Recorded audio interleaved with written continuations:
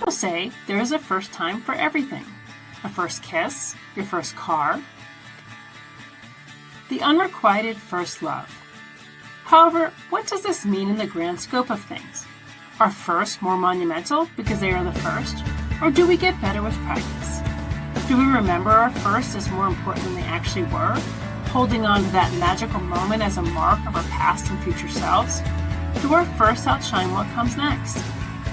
On A First Time for Everything, we will explore with our guests their firsts and how those impacted the seconds, thirds, and even countless times after.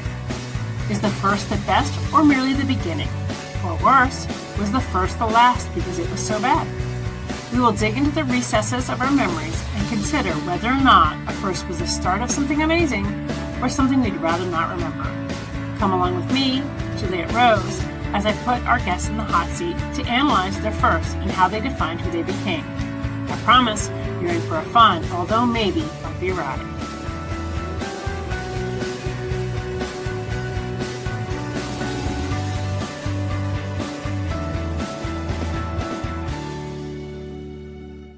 Good evening, everyone, and welcome to another episode of First Time for Everything. I am your host, Juliet Rose. We're glad you've joined us here tonight, and I just want to remind everybody to, send a star, let us know how we're doing, and that you appreciate what we're doing here. Every time you contribute, you get entered into our season prize package drawing with gift cards, swag, and more. Tonight, we are talking with Kay Marrie. Kay, why don't you tell us a little bit about yourself and what you write? Hi. So I am a dark fantasy author. I reside in Florida, so the sunny state of Florida.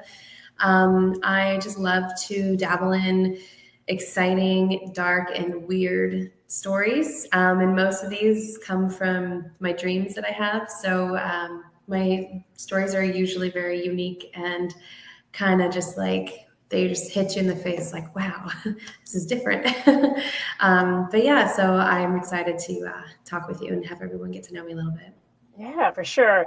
So I actually have a question because I saw this in a group I was on online actually today. Somebody was asking what people really defined as dark fantasy or dark romance. And what do you define that as?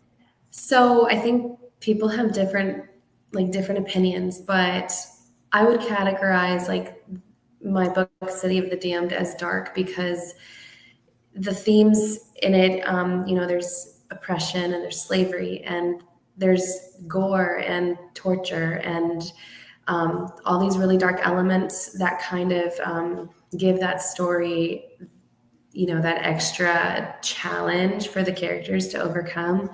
Some people might think that dark is more of a relationship, but in my opinion, for my books that I write, it's more of the plot and the theme of the book rather than the characters. Yeah, that's really interesting because that was that whole conversation. People were like, well, that was exactly kind of what the conversation was that some people were like, well, I think it's more like, if it was say dark romance, I think more like erotica and getting into like those themes.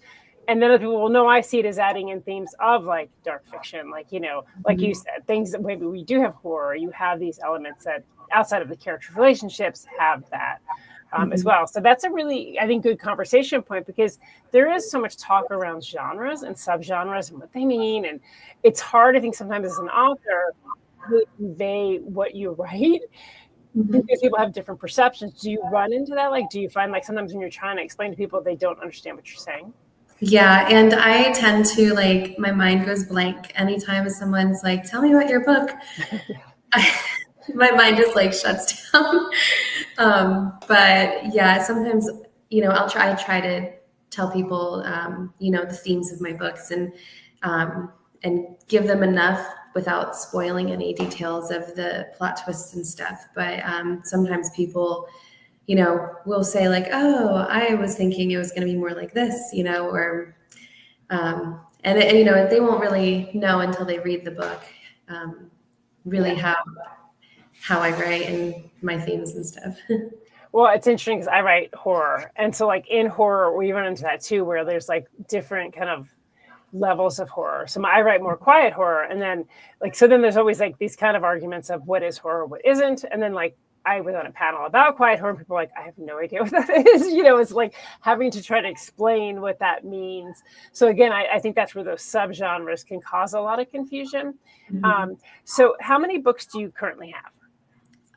Okay, so I have 6 written total. So my first series my first book in the first series that I published is called Adventures into the Abyss. And I published that one a few years ago. And that one's a YA sci-fi fantasy adventure. It's really unique and really exciting. I love the story just because it was that step into bringing out this passion of mine, that I didn't know that I had. I just finished and published the second book last month, actually. So now it's a complete duet. That one is a complete duet. It's a YA sci-fi fantasy adventure. It's really exciting. It's on Amazon. And then City of the Damned and Era of the Damned. That's also a complete duet. And this is more where I really found my voice with my writing. And this is a dark duet, dark fantasy. The theme of the world building in the book, it's just got a lot of darker elements, but throughout it, there's hope as well. But so that makes 4. Now I have a new series coming out, and it is a dark fantasy vampire romance. I'm super excited about this one. It releases June 15th. So book 1 is called A Court of Blood and Sacrifice. And that one releases June 15th. I'm super excited. I already have book 2 finished. It's with my editor now, and I've already started book 3. So it's going to be a 3-book series. And I cannot wait for it to be just out there for people to read. So far, my beta readers and my ARC readers have been just giving me phenomenal feedback about it. So I'm just really excited for people to be able to read it. That's really cool. So let's talk about voice, because I actually teach class. I'm a librarian, so I teach classes at the library. One of the classes I'm actually teaching in May is about finding your voice, because I think a lot of people kind of get their voice drowned out by, all the rules and all the advice, and you should and you shouldn't, and that's not dark fiction. That's not this. How do you really find that you refined your voice through this, and where do you feel most comfortable? I think I write what I want to read. So I enjoy reading my own books. I look forward to reading through the chapters that I wrote to then write some more. So I don't really think about like what needs to fit, correctly, or, with people's opinions or what they want. I kind of write what I want to write and what I want to read. And so far it's just resonated well with my readers. And I've always had a kind of a darker mind, I guess. Like I love scary movies, and, I like nighttime. I don't know. I like, creepy things. So I think the darker fantasy kind of just came naturally to me. And as I continued to write these books, I just I saw my writing just kind of blossom and develop into something that I didn't even know was possible for myself. And now I can see my voice. I can tell it's my writing. And I've had readers reach out to me and say that they love my writing style, and that they're excited to follow me now, as an author. So I think I found my voice just kind of by accident. Yeah. But I'm very grateful that I did. Yeah, and I think being true to yourself is definitely the way to go. I think so many people are writers feel pressured into maybe niche or certain types of things because that's what's selling, or that's really kind of the way that people think that they should go. And when I really find, as a writer myself, but also talking to a lot of writers, is that when you are true to yourself, then the characters naturally come out of you and they seem real, and like it's a lot easier for a reader to connect because you're already connected naturally by doing what comes closest to you. Yeah. And Anita says hi. Hi, Anita. Thank you for tuning in tonight. We really appreciate it. So you said you have 6 books and they're multiple series. What was your first book? Adventures into the Abyss. Okay. And when did that come out? Oh gosh, I think original date that it was published, or the year, I think it was 2023. Okay. I'm pretty sure. But originally, I had a publishing company publish it, and I got the rights back to my book, and I republished it with a new cover. And ever since then, I've taken this independent publishing journey on, so you can say. Yeah, I did the similar. The book actually is shown for me. I had with the publisher, and she got my rights back. So since you've had experience with both, like working with a publisher and going independent, what are some pros and cons you found for each? So the pros with the publisher is obviously they do a lot of the heavy lifting, all the research and the hiring help and cover designer and all of that. But I felt like I didn't have my creativity and my voice. And when I have all rights and all control over what I make and what I publish, I just feel like it's more true to myself. And I've actually seen better results doing it on my own versus having the publisher. Yeah, for sure. Me too. And that's why we are here in this show. But yeah, I think it's good sometimes to have that perspective when you're talking to other writers, because a lot of times I think people think going through a publisher is going to be a certain way versus going indie. And one thing that I found is, so many publishers are, especially if you're going small press, they're pretty inundated. And so you're not going to get necessarily the attention that you need. You're still going to be doing a lot of the legwork. So it is nice to have that creative control on the things that matter if you're going to have to do that work anyway. So yeah, I agree. And then do you design your covers? Do you have a cover designer? How do you do those? Both. I'm an artist too. So before I started writing, I draw and I paint, and I've used to teach painting classes for years when I was younger. So art's always been a part of my life. So I actually love creating my marketing material and my sneak peeks that I do for my books and my covers. I do hire artists as well, but I also do it too. So it's kind of a little bit of both. Yeah, and it's nice because you can kind of save costs there as well. Yeah. And then I do the same. The cover that is shown for mine was a friend. She lived out in California, and I needed a picture of a pier. And I said, hey, if you happen to be near the pier, can you take a picture? And then I did the rest. I did all the graphic art with it. But it has saved me a lot of money. And then I do hire people sometimes. Like sometimes I just don't have the idea that I want, and somebody else does. So yeah, I think that's a good way to look at it. So let's go back to when you first knew you wanted to be a writer. Is this something you knew from you were like a child, or was there like this pivotal moment where you went, aha? Now that I think about it, I think it started when I was a child, because I won a contest for writing a book when I was in elementary school, and they were holding a contest, and all the kids who entered had to write a book. And I wrote my book about a nightmare that I had. Called The Neighborhood of the Living. And my mom helped illustrate it, and I told her what to type because I was too young to know how to do that. But it won first place, and it got published with my school's library. And that was my first book that I ever actually wrote technically. And ever since then, I've been very, very into writing. I never really fully immersed myself into doing a whole book until about a few years ago. Do you still have a copy of that book? My mom has it. Oh, yeah. That's cool. Yeah. It's amazing too, when you're talking to writers and you're talking to people and working at the library, I work with teens, to see really where that matters. Where it can be something that sparks at a young age. And maybe you hadn't really thought about it in the scope of doing that, say for a career. And some spark can kind of carry through life doing that. So did you always write after that, or was there kind of a gap and you came back to it at a time, or how did you get into this?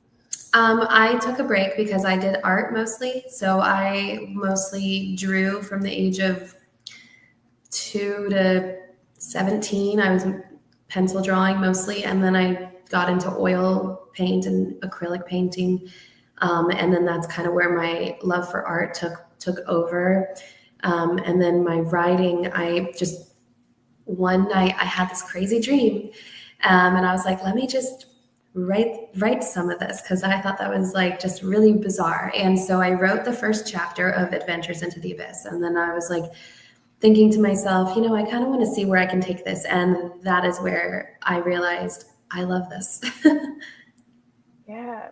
So now you said that you mentioned having a publisher. Do you have a publisher now, or are you doing this solely on your own? I'm on my own. Yeah. That's awesome. I am too. And I get that, like, the ability to really see the vision from kind of like those scraps all the way to like that completed book is amazing. What are some of the challenges that you find with, I guess, even marketing or putting yourself out there? Marketing. It's definitely, marketing is the biggest challenge, I think, as an indie author. I think I'm doing decent with the marketing. I've developed a good social following. I've learned how to run ads on many different sites, and they get a lot of, clicks and stuff. So, I think it's doing okay, but it is definitely a challenge because it's a constant thing that us authors have to keep up with and research and remember to do, and putting the money into it. I think one of the marketing tactics that I enjoy the most, though, is doing it like in-person events. That is where I actually have the most success, and I get to meet people and make friends and, talk with people and kind of let them get to know me, and, so they can see who I am, and think of me when they're reading my book. So marketing is a challenge, but it does have its ups, like the in-person events. I definitely like those. Yeah, I like those too. And I think one of the things I like about those is then you see your online presence grow as well, because they get to know you, you're a real person.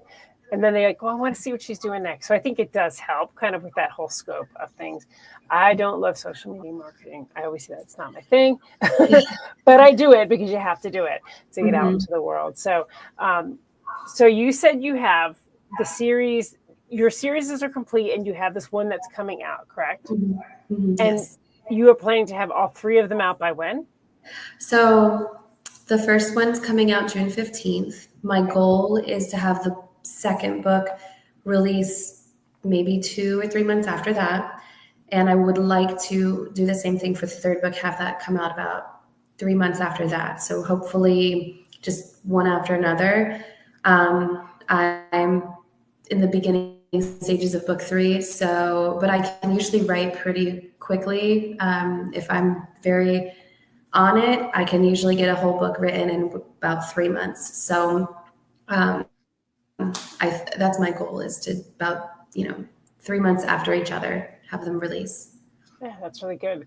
And you said your books, are they all basically series, and any of them interlinked like shared universes? Like the different series? Not yet. Okay.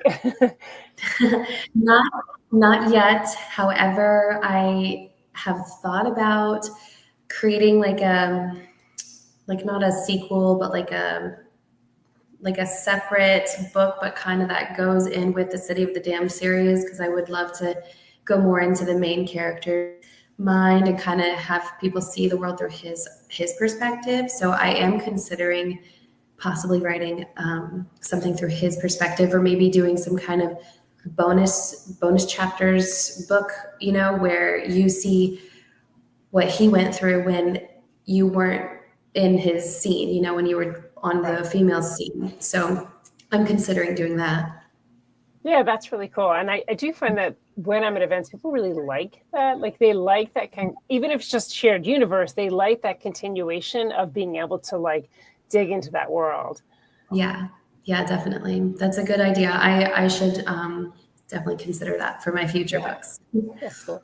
And do you have are you somebody that has always a bazillion ideas kind of brewing, or are you somebody that's just you have an idea, flesh it out, and then another idea comes? Oh God, I have started 4 other books. I have their book covers already made, the blurbs already done. I have all the characters already made. I have so many ideas that I'm so excited to write, but I have to get this one done first before I start that one. So I'm constantly getting ideas, and I have to write them down because I'll forget them. Yep. And that's, just sparks my creativity and my excitement. I just wish I had more time or I wish I could write faster so I could just get all these ideas out there for everyone to read. For real. And so like, that's actually kind of a good lead into the next question, which is you say you kind of flesh out the covers, you have the characters. Do you consider yourself a plotter or a pantser? Like, do you pretty much have something completely ready when you're ready to sit down and write, or you're like, I sort of know, let's see what happens? So I'm definitely a pantser. So the ideas that I get for books, sometimes it comes to me as an image. Sometimes it's a simple sentence. Other times it's a whole blurb. Sometimes it's just a character.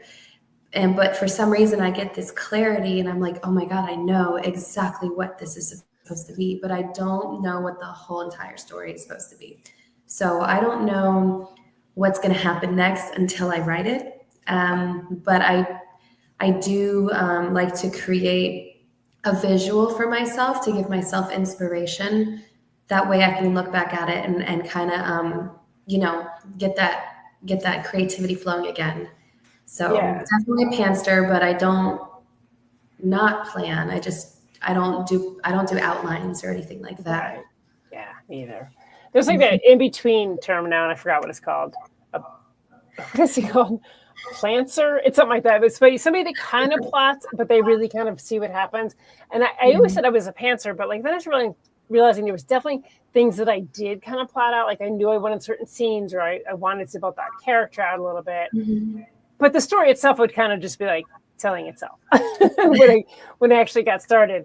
Now, writing a series is different than writing a standalone in that you do have to interlink things. And so you do have to think a little bit more, because I just finished my first series. I have 12 books, but my first series. And I realized in writing a series, there was so much more thought about making sure everything connected the right way, that facts were correct. And so I did have to plan a lot more doing that. Do you find that as well? Yeah. So what I do, I do notice, like, when you're making a series, it's the little details that matter. It could be even like a simple sentence that's said in the beginning of book one, but you have to remember to bring it back, either at the end of book one or in book two, or your readers are going to notice, like, hey, you forgot about this. And so it's those little things that you have to remember. What I do is I create an Excel spreadsheet to kind of keep my ideas and characters and thoughts on somewhere, so I can have like a visual. So I know like their characteristics, their personality, if they're dead, or, how they die, or, if they have magic, what kind of magic, where do they live, like that kind of stuff. And so I think that helps me a lot with that challenge of remembering and interlinking the books and having it flow nicely to the next one. Yeah, and you're 100% right. Readers will find that like even though we're so immersed into the world writing them, they're immersed as like almost like a character of themselves. So they will catch anything that you missed and point it out. Yes, you will. And do you ever think you'll write like a standalone, or do you always think you'll kind of go with that series idea? So what's funny that you mentioned that. So after I finish my series that I'm releasing this coming June, the next book I'm going to work on is a standalone, and it's going to be a sci-fi horror comedy. Nice. And I'm really excited for this one. That's really cool. That's kind of right up my alley. So yeah. Yeah. So I'm super excited. Do you have genres, like, I know you write mostly kind of like this dark fantasy romance. Are there other genres, and obviously sci-fi and horror, but are those genres you want to branch out to or try? I would absolutely try thriller, horror, more sci-fi. The only thing I'm not comfortable with is like fluffy romance or cozy fantasy. That's just not my thing. I don't read that stuff, so I don't think I would be good at writing it either.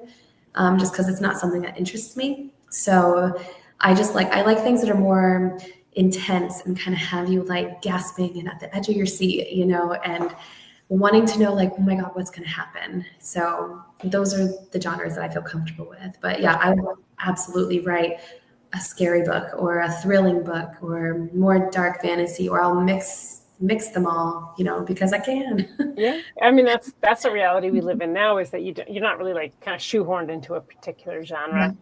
And when you write, so obviously you write under Kay Marrie, but will you change your pen name, or will you keep your name the same no matter what you write? I think I'll keep it the same. I feel like because if I change my name, I'm going to have to start over with the whole social media following and get all of that followers and traction again. And that is such a challenge for me. I'm not a social media person, and I've had to force myself to become one. And I don't want to have to do it all over again for another pen name. So totally. Yeah. And it's interesting. I actually was pulling up this quote that I shared, because I'm the same. I write multiple genres, and I don't change my pen name. And I was a little nervous at first that I was like, okay, like, is this going to confuse people? Are they going to not want to read certain things?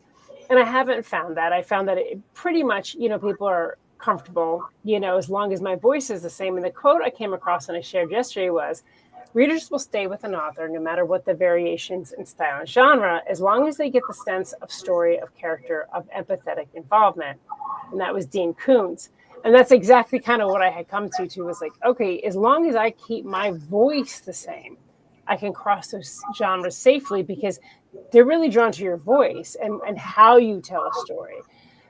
So I keep my name the same for everything that I do. And now, we were talking, we did one of these shows a few weeks ago, and we were talking about why you might change that. And I really kind of got it more into rating. Like, maybe most of your stuff falls into like PG-13 or R, and all of a sudden you're going to go like XXX, or you're going to go G. You might change, your name, because then you're literally hitting a completely different kind of readership. Right. Yeah. So your standalone that you want to do, that's sci-fi horror comedy. What's your kind of motivation for that, and what's your idea for that? I can show you. Sure, yeah.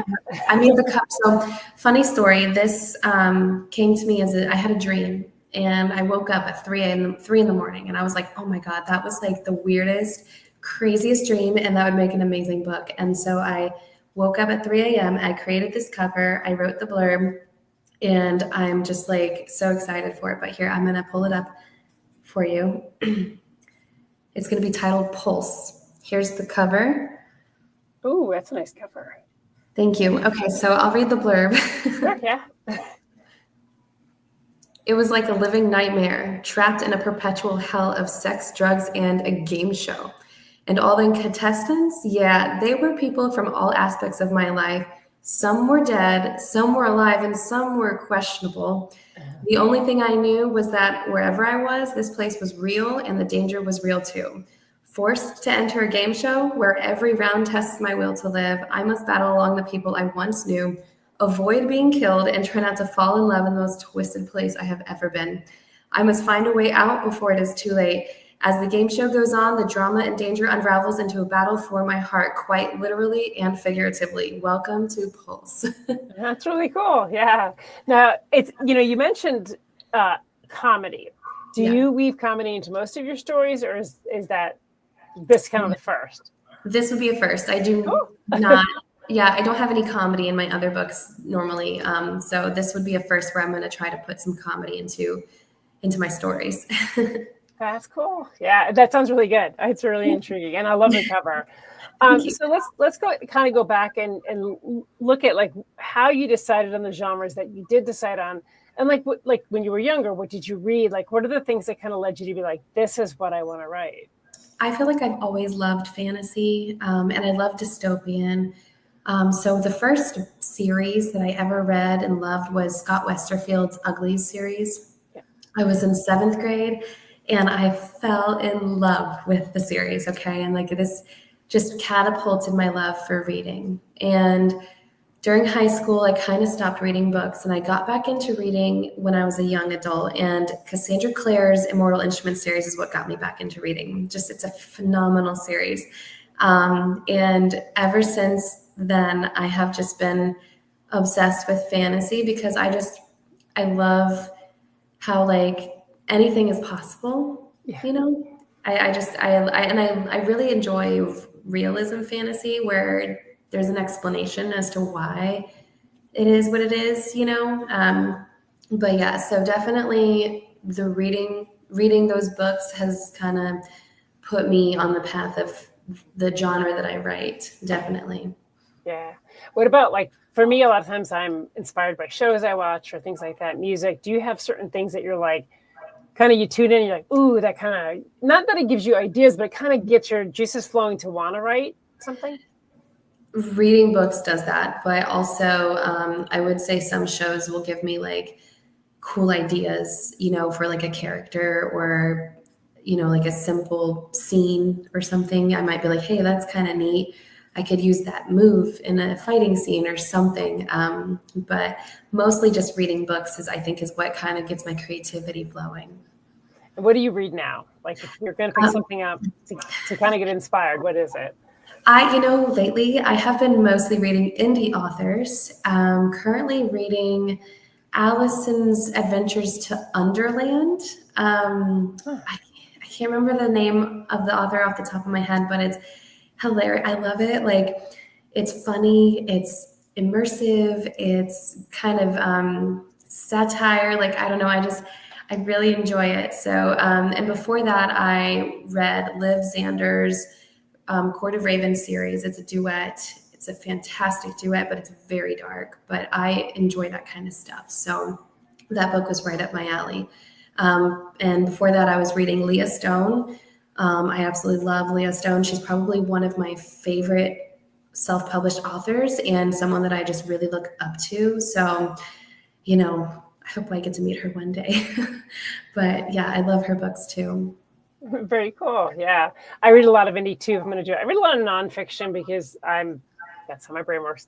But when I do read fiction, I do read a lot of indie. And one thing that I really enjoy about indie writers is the ability to kind of step outside of the mainstream.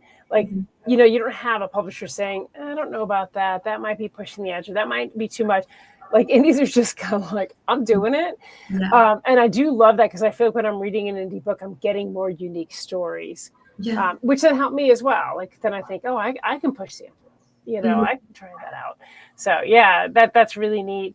And then, so going forward, you said you do a lot of live events or, events in person. What are some of the events that you do? And what are some of the ones that, like, do you find, are they mostly book events, or do you do kind of just anything? Yeah, so I do local craft shows. I live on the Space Coast of Florida, so it's on the East Coast, near NASA Space Center. And my city that I live in does a lot of local craft shows. So I usually will apply to be a vendor, and I do fantastic at these craft shows. I'm always, meeting new people and sell at least like 10 copies of my books. I just recently did a book show that was located in Cocoa, and that one, I mean, blew my expectations. I completely sold out of 3 boxes full of City of this series right here. Completely sold out. And it was just amazing. I met so many people and made some friends, and it was just a really good day. But those shows, I think, are just what really, I think, gets my name out there and helps people get to know me and see me, get my name out there. Yeah. Would you say you're introverted or extroverted? Gosh, I'm a little bit of both. I can fake it very good. So Me too. um, I prefer to be at home. I prefer to be alone in the silence, in the dark, reading a book or watching my shows. I don't like to really go out much. Um, but I can socialize very well. So if I'm in a social setting, you will have no idea that I'm uncomfortable because I can fake it very well that I'm confident and having a good time, or that I'm, comfortable with talking. Yeah. Yeah. And it does take that. I always joke whenever I would interview with Joe, like, when I first did this, I am an introvert. Same thing. I'd rather be home. And so, like, when I first would do book signings, I would just be frozen. Like, people come up and they'd be like, is this your book? And I'd be like, yeah. And that was pretty much the extent of the conversation. So they had to be really committed to wanting to read it. And I had to learn to, like, fake it. Like, in that same thing, like, where I do have kind of like it's kind of a script. It's, but not scripted. Like it's that more like, okay, these are things I'd like to talk about. And then to try to make that connection. Because ultimately, once I start making the connection, I'm fine. It's just that first awkward moment. Do you have scripts that you use? Do you have kind of like a spiel that you do when somebody comes up? Or how do you kind of make that first like connection with someone?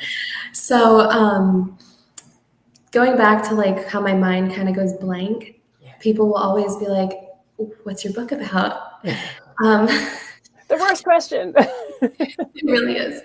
Every time I try to tell people about my book, I don't do a good job. So what I've started doing is if I see them approaching, I tell them I've got a dark fantasy romance here and a sci-fi adventure series here. So do you want to read the blurb? And I'll just hand them my book. And I will just start handing my books out to everybody and kind of like have them read the blurb instead of me telling them about the book.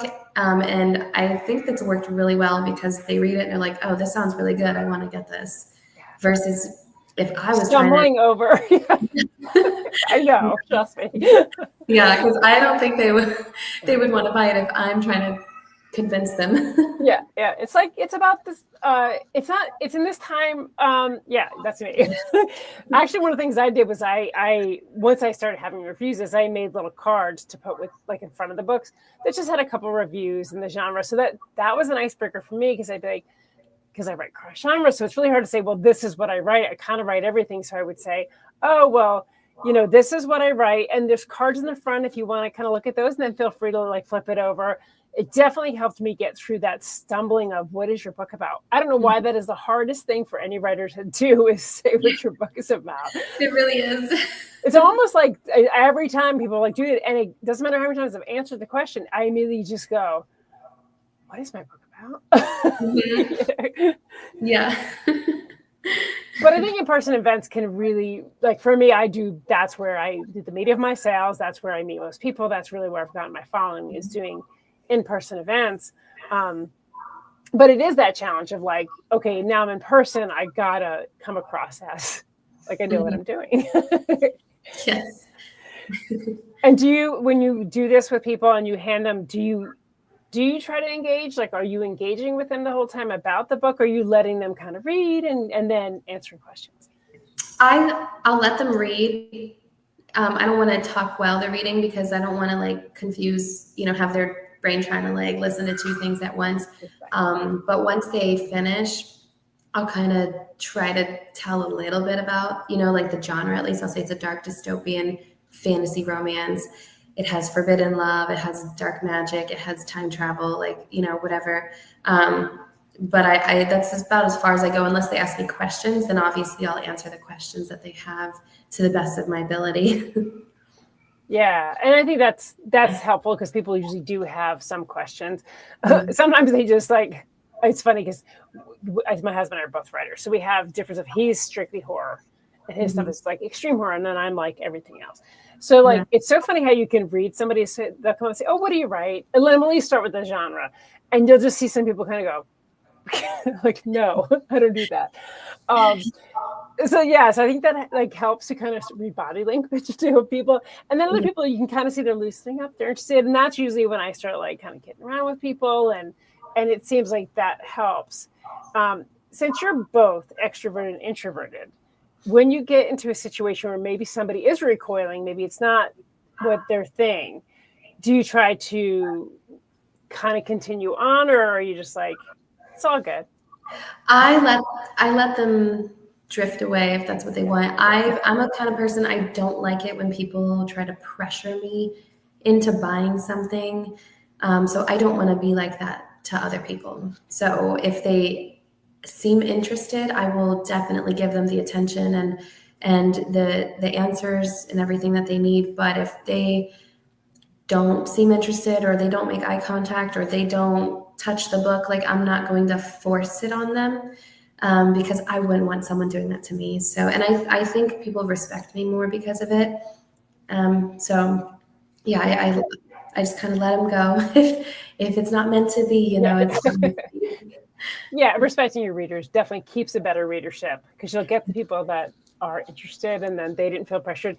Because sometimes like I'll be at a show and I'll see somebody that maybe somebody was going to be interested anyway, but they kind of hard sell them. And you can kind of see the person like in that frozen moment of, okay, now I'm going to buy this book, but I'm going to resent buying this book. And I'm always like, don't do that. Because they're not going to come back, and we want them to come back to our books. If you were going to give a new writer advice on the best way to kind of start this process, and I mean start from the beginning, start writing, start thinking about being an author, what are some things you would tell them that they need to focus on? Whew, that's a very good question. So I would say, here are some things that I wish I did and knew about doing when publishing Adventures into the Abyss, because my publisher didn't even tell me these things. Definitely build an ARC team before you publish your book, because that is very important. That is going to drive your book's success. I feel like I published Adventures into the Abyss without even knowing what an ARC team was, and it's still sitting at Amazon with one review because I never got any ARC readers because I didn't know. I had no idea. I learned all of this over the years of joining Facebook groups and asking questions and meeting other writer friends and doing my own research. So that is one thing I would say is look into getting ARC readers. I would also say definitely do your research about marketing and like what you need to do to prepare for your book release, because it's not just a simple publish and you're going to be successful. It takes a lot of preparation and time and effort to even publish and, get it out there. Definitely hire an editor. And if you can't afford an editor, try to learn to your best ability. I actually learned how to format books because I didn't want to pay somebody. So I learned myself. So I format all of my books through 2 different programs. So you can do that as well as, by learning these skills. So that way you can save money. So I do that. I do a lot of my own things besides the editing. I do hire an editor, but everything else I try to do on my own to save money. And it kind of brings me closer to my book anyways, because I'm in all aspects of the publication. Yeah, definitely. Yeah. I do the same. I use, of course, hire, and I am a certified editor, but I still have an editor because you really shouldn't be the final edit on your book. Somebody else should read it. I do formatting, but I do have to give like a shout out to I did a lot of my formatting by myself for years where I was trying to figure it out and do it. And my books came out fine. But then I got Atticus. And for people that have Macs, there's Vellum. It definitely makes your process a lot easier. I have Atticus. Yeah. So that's what we use now is we use Atticus. Even though I have a Mac, I went ahead and went with Atticus because Atticus you can use on any computer. Vellum is just for Mac. So I always let people know that too. If you're going to invest, it almost makes more sense to go with Atticus unless you're always going to have a Mac. And I don't know if I am. I can't guarantee that. So so I love Atticus, and I think really looking into programs like that give you a nice professional book. And I've even judged for writing contests, like self-published writing contests, and I'll say absolutely do the formatting. If you're not comfortable, get somebody to format your book, because no matter how good your story is, if somebody opens it and it's not formatted well, it just immediately like this disappointment and feels unprofessional. So I think that's good advice. Now, do you have a website that you drive people to, or? I have a website. My marketing company that I was with is the one who created it for me, but I'm no longer with them. So it works, but it's not updated yet with my new books that are releasing. And I have yet to learn how to navigate and master, arranging it and adding things to it. So it works. You can find City of the Damned on my website. It's kaymarrie.com, KAYMARRIE. But yeah, eventually I'm going to have my more recent novels up there as well. So, but people can find me on there. And if somebody wanted to purchase your books, is it pretty much through Amazon, like Barnes & Noble, or do you have a direct site, or how do you do that? I don't have a direct site yet. I'm working on that. City of the Damned and Era of the Damned you can get through barnesandnoble.com, or you can go to Amazon. Adventures into the Abyss and Adventures into the Jungle are only through Amazon. My new series, A Court of Blood and Sacrifice, is being published through Ingram Spark, so that will be widely available, just like the City of the Dam series is. Okay, very good. So you have the website. Do you have a newsletter? Yeah. I mean, I do have a newsletter, but the only people that I send my newsletter out to right now so far are my ARC readers, because they sign up through my ARC forms. Right. I haven't figured out how to send out a sign up link for my actual newsletter myself. So that's something I'm working on, because I'm still learning all the marketing stuff. It's a lot. Yes, people, there is a lot. Like I always say to myself, okay, because I have a full-time job, I'm like, this weekend I'm going to do all of this stuff, and I get like one thing done. And I'm like, no. Yeah. The website update, so it's a lot. It's a lot for authors to try to do. If you were going to focus on, or tell a writer to focus on, when you're talking about marketing, one thing that you felt really was beneficial to you, what is that one thing you would tell them to really focus on? For marketing, I would say trying to build your reader group, reader following. I do this I joined a lot of Facebook groups, and I engage with the readers there. I post, about my books when it's appropriate. What I think has resonated really well with the readers and getting people interested in my books is creating sneak peeks into my books. So that's something that I'm known for doing, is I will create like a sneak peek into a chapter, and I'll create a visual with my art, with my programs that I have. And that kind of, I think, pulls the readers in. And this has helped me build a reader group and a reader following very quickly by doing those. So I would recommend trying to get people on board with you before, you go straight to publishing, because you want your book's rating to be good on the publication date, and they will help it get there. For sure. And I think that's really good advice. I'm in a lot of those groups too. And one of the things that I'm really analytical and like to watch how people do things is you learn as much from people's mistakes as you do from the successes. And quite often, I think authors are either in a hurry, or maybe they just don't have the skill set, and they market wrong. Like they kind of shove it in the face. One thing that drives me crazy is when someone says, "Oh, I'm looking for a book about, let's say, vampires." And then somebody who writes a book that has nothing to do with vampires is like, "Hey, you probably like my book." Don't do that. Yeah. I've seen people do that. Yeah. So really, I think it is important to find those groups to really, they'll engage with the people that are clearly already interested in what you have to write. Yes. So if you want, you write about lighthouses and they want to read about vampires, those two aren't the same thing. So if you could go back, so obviously you said when you first put out The Adventures in the Abyss. Into the Abyss. When you first put that out, you said that there's things you would have gone back and done differently. Have you ever considered, because I know you said that one's kind of still sitting in kind of a sort of limbo. Have you ever thought about kind of re-releasing that, or trying to do something differently to give it new life? Yeah, I thought about running a whole marketing campaign for that series alone, just to kind of give it the attention that I think it deserved, because it didn't get. But I'm so focused on my new series right now, and as an indie author, it's difficult to fund the marketing, especially if you have multiple books, multiple series. So I am putting all of my effort into this new series, because I feel like this one is one of my best, I think, that I've done. And so I'm putting my faith into this one first, and hopefully if the sales do very well, I can then start doing some advertising and marketing for that series as well. Yeah, and I think once you build that readership, then maybe they don't know about that, but then they're already in your readership, they're already interested, and then you mention, they go, "Oh, I didn't know you had a previous series. I want to read that too."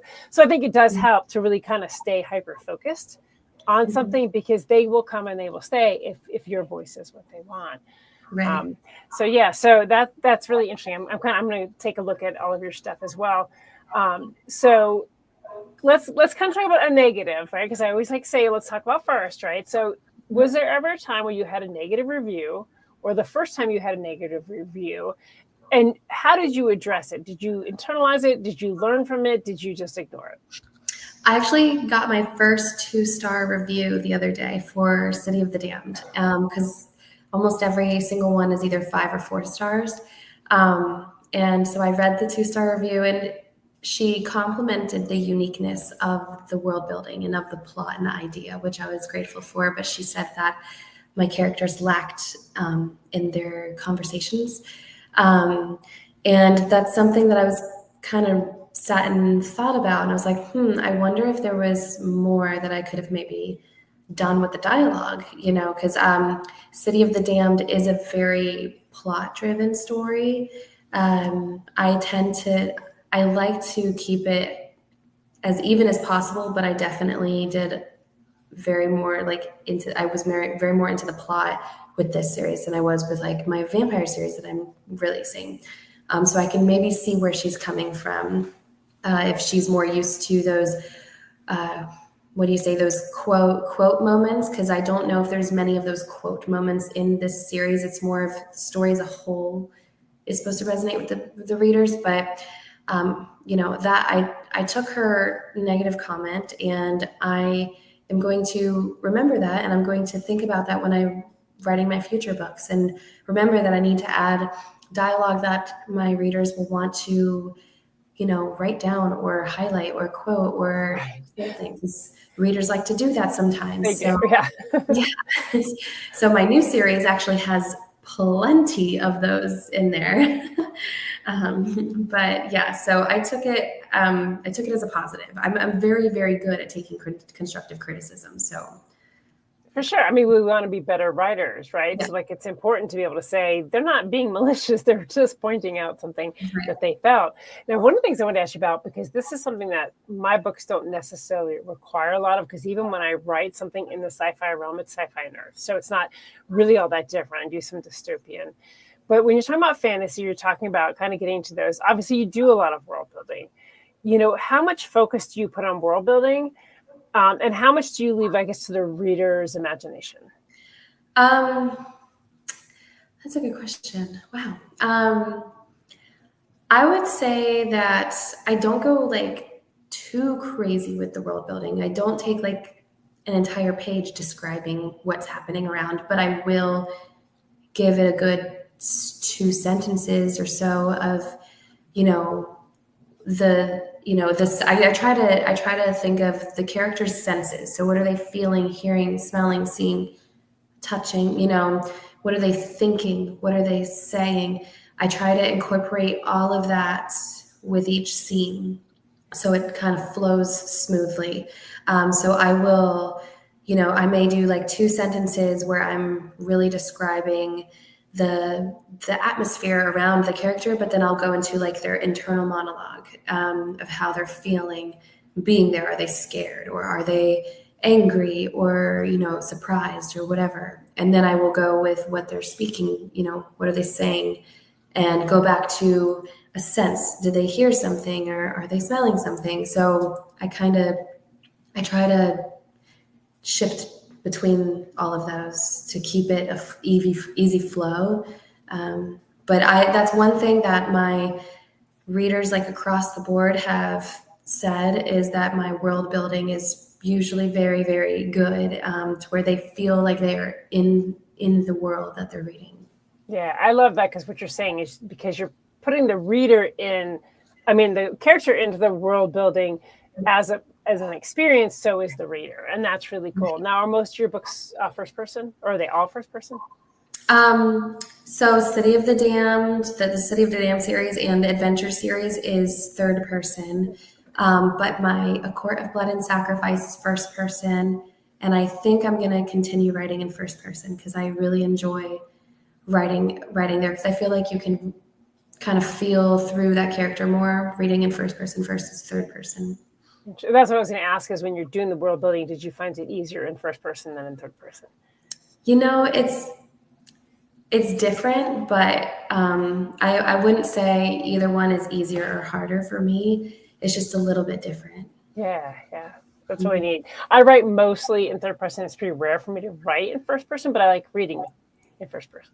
Mm-hmm. I don't know. I'm a mess. I read mostly nonfiction. Then I write fiction. I write in third, I think it is whatever works for you as a writer, because if it works, again, for you as a writer, it's going to work for the reader because you're naturally feeling what you're writing.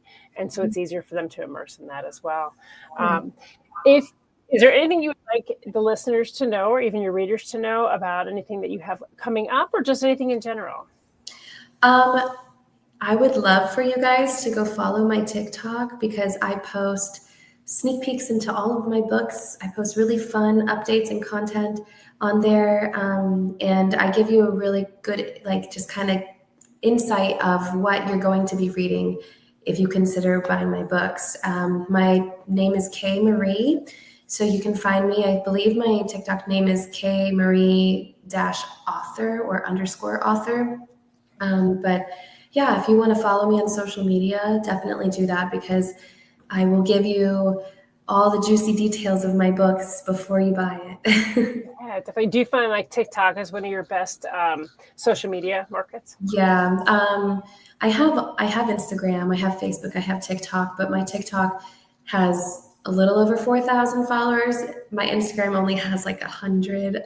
So, It's crazy how I mean, because I did have TikTok, I don't have it currently, but like I had about 1,000, but like my Instagram has 4,000 and my Threads has 5,000 and my Facebook has like 300. None of it makes sense. Like none of it makes sense. Just go with whatever. Yeah. But yeah, and I love TikTok for the really like connectability part of it. I just, for me, had a hard time like figuring out what I wanted to do, but I love your idea of the sneak peeks, because I think that's, people want something a little bit more to really make that decision, because there's so much out there. So you got to give them something to be like, ooh, yeah, that's intriguing. So it sounds like you've got that. Awesome. And just remind people, so you have your website, you have your TikTok. Do you have any events coming up that you'll be appearing at? Yeah, I have local book fairs and craft fairs that I'm doing. I have one coming up in a few weeks on the May 25th, I believe. I'm going to be in Port St. Lucie at the, oh gosh, I'm so sorry. I'm a honeybee library, I believe is what the place is called. But yeah, I'm excited for that. So I usually do local book fairs every couple months or so around the Space Coast of Florida. So if you're ever in town and you see a local craft fair, I'm probably there. So you come find me and say hi. And you'll find all kinds of fun stuff. So yeah, I like local craft fairs or local events too, because it's usually just much more chill, and like people are just coming to look at things, and I feel like that engagement is so much more authentic than even sometimes. I mean, book fairs can be great, but sometimes there's just so much that it can get a little overwhelming. I think even for the people coming by, they're just like, okay, I've heard about so many books, I don't know what to do. So yeah, I think those small. I have a lot of success at those smaller, kind of more cozy events as well. So yeah, check her out. So Port St. Lucie, May 25th. May 25th. You think it's the honeybee? Oh, I'm so sorry. Yeah, I believe it's the honeybee library or honeybee apothecary library. Well, I think that's enough for people if they want to find you. Definitely to check you out there as well. Well, awesome. Well, it was really nice talking to you tonight, and we appreciate you coming on. And I'll definitely have to take a look at some of your books. They definitely sound intriguing. And thank you for everybody that tuned in tonight. We really appreciate you coming in to listen. It's live tonight, but it will be available for streaming. So definitely check it out if you didn't get a chance to watch something tonight. We'd appreciate it if you tune in. And let's see. And we just want to remind everybody that it's always time for Go Indie Now.